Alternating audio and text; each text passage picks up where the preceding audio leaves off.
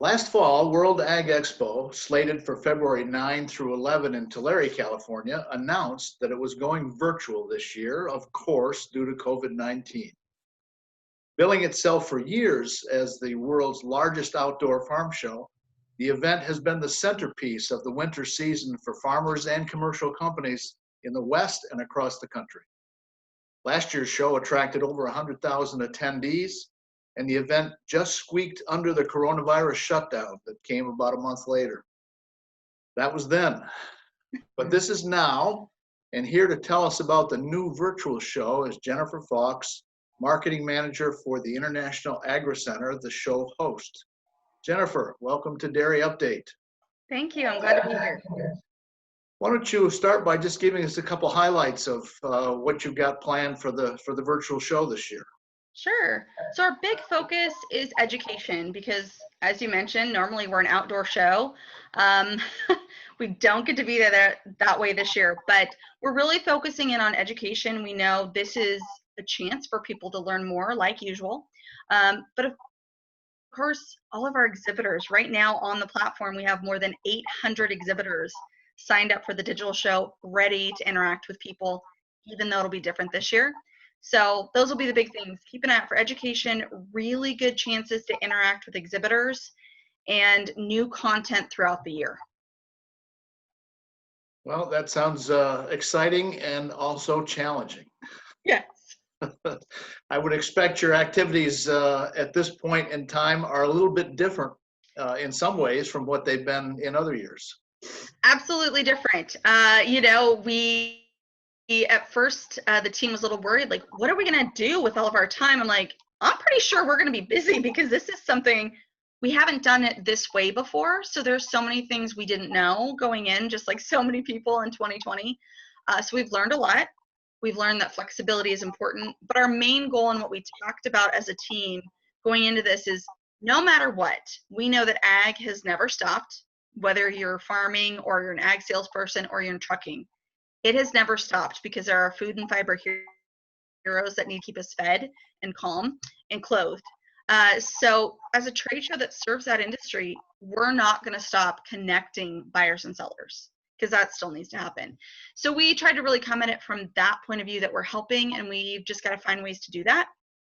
So that's been our guide, and just trying to figure out the best and easiest ways to do that for folks. Now, at least a couple things are the same. You've got your top 10 new products selected and announced. Yes. And how will you present them during the show? Sure. So, of course, as usual, we have them featured on our website. There's a link to that page from the show platform, but we're also offering all of our top 10 winners a seminar slot so they can actually demonstrate their product, talk about it. However they choose to present it, they can have that slot to talk about their innovation. Some may do it live. I'm encouraging people to pre-record it just so there's no technical difficulties for the audience, but there will be live chat available. So as attendees watch those presentations or any seminars, if live chat is available during the first scheduled session, they can actually chat with speakers live and get questions answered. We all know that part of the fun of attending the show is to kind of go up and down the aisles, and even though you may have an appointment with a particular company, you can see different companies, different people, some new things. Yep. Will your software platform allow some, what I'll call browsing, to get a flavor for who's exhibiting? Yeah, and that's going to be really important. You have to think of it, like you said, it's a different way. You're not walking up and down aisles to happen upon something. But if you know what's going on in dairy? If you just type in keywords in the search, the word dairy, everything that has dairy somewhere in the description will come up. And it'll tell you on the side, oh, look at this product category, to see all the people in dairy and start exploring. Oh, these are exhibitors that listed dairy somewhere in their description. You brought them up. And it'll list all the dairy seminars and all the products that people are promoting that have to do with dairy. So you can do that in a number of different ways. We've also, on the main page of the show, added some quick guides some big tabs, but also some quick guides on the side. So if you're curious about if you need to import export and you just want to know what exhibitors have already said, yeah, we're ready to do that, there's a link for that, and you can just discover those folks. And then there's just, if you're looking for a good deal, there's specifically a link about special offers. You can just go shopping for some good World Ag Expo deals. Well, that sounds kind of like fun.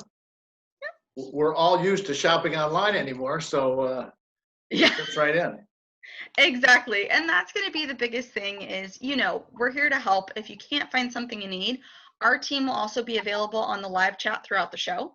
And even now, like I'm usually logged in every day. So if somebody has a question and they can search me in contacts, shoot me a note and say, what the heck, where is everything? And we're happy to help because we want it to be user friendly. And that's another reason the show will be available longer than 1 week. It might take people a week just to learn the nooks and crannies of everything. We would hate for it to go away. So we'll be here all year long. There you go. Let's just talk about that. So it will go live on the opening day of the show or on a little different day? Talk about when the platform will be there. So actually the platform's available now. If you want to preview the show and start getting a feel for it and set up your My Show Planner account, you can get started. Because we want you to feel comfortable and know where you're going, especially when live seminars start. So anything that is scheduled to be live or has a scheduled start date will start on Tuesday, February 9th, and it's all Pacific Standard Time. So it's all Tulare local time, just like the live show would have been. Sure. But if you're across the world and you're on a very different time zone and you want to get some sleep, we'll also have things available on demand afterwards so you can watch it in your own time zone. Just, don't expect anybody to be awake and answering your live chats. So feel free to go in now and explore, but during that 9th through 11th timeframe, that's when things will be live. And then we'll announce throughout the year via email and on our social media when other new pieces of content, seminars and things are scheduled to go live so you can tune in. Sure. One of the fun parts of the show in recent years has been the opening ceremonies. And you've had a number of local leaders and then sometimes a featured speaker, if you will, Zippy Duval from Farm Bureau last year, for example. What do you have anything like that in mind for this year's show? Well, so we had some things in mind. We don't have anything, I would say, we still have some hope for a couple of things. Now, coming out of 2020 as an election year has changed some things. People are going to change jobs in a big way, and all right now in January and February. So that disrupts things a little bit. So we don't have anything quite yet. We are working on another production item that might be available by then. But I would say really focus in on the seminars. There are so many great speakers and experts there. We're working with Fresno State, again, in a big way to get some great information and research from their departments and their ag folks. And keep an eye out for the rest of the year because we'll keep doing that. We want to involve everyone that's important to agriculture and help it keep moving forward. We want to find a way to highlight them. One additional educational piece of information that I thought was interesting, and I haven't seen it done with some of the other virtual events, you are producing a printed program that will be available before the show, which can be distributed and folks can use it as a guide perhaps to what they want to see and when. Yeah. So, and we really looked at that as we're familiar with our audience, and guess what? Digital is not for everybody. We get it. So we wanted to provide more opportunities. Some people are more comfortable with something in their hands, and it's great to keep all year to refer back to exhibitors. So it was a good thing for our exhibitors, a good thing for our attendees. So we committed to that. So we'll still print the 35,000 copies, and there's a couple ways that you can get it. If you have a local New Holland dealer, starting the week of January 25th, there will be limited copies available at New Holland dealers nationwide. So make sure you get in there early. We're also I'm in the process right now. I'll go back to working on a list of 10,000 mailing addresses of past attendees and people that have said they want to get a mailed copy.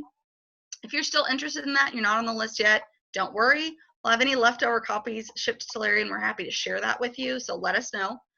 And then, of course, we'll also make it available digitally. And that was important, too, for people that like that. We made sure we put in quick links in there, so that way if you're looking for something at the show, you can click it, go directly to the show. But we also included for the first time the phone number, the email address, and the web address of every exhibitor in the show. So whether you get it and you want to just pick up the phone and call them, or you want to go to their website in the digital version, you can click on it. But if you have a physical, you can type it in and go see what they've got. Sure. And I hope you'll keep those of us in the press in mind to get a copy. Yes, I think I saw your name on the list. Don't worry. Good. Yeah, Good. I've got some more stuff that's got to roll out for our press folks as well to stay engaged all year. Well, Jennifer, we kind of have to finish up here now. Any parting words that you might offer our audience? Sure. A couple things. We know that rural broadband is still a struggle in so many places. And if nothing else, with everybody being on the internet, that gets a little crazier. So we recommend that people use Chrome as their browser. It'll be the best experience that you can have. We also do recommend that you set up a My Show planner so all of the content is fully available. You can control who sees your data. So if you're worried about who's going to get your email address, there is an option to say, no, don't share it. The only people that see it on the back end would be me. And I'm very particular about who gets to see that, and it's generally no one. So we really want to make sure that's secure for everybody, that they have a good experience. And really, with rural broadband being tough, we did our best to not create too many graphics that take minutes and hours to download. We want this to be simple, straightforward. Get in and get the info you need and get back to work. So we're here as a resource, not a time suck. Well, that's a great phrase, and we really appreciate you taking time to speak with us. We're speaking today with Jennifer Fawkes of World Ag Expo and the virtual show for 2021. I'm Joel Hastings for Dairy Business Update at dairybusiness.com.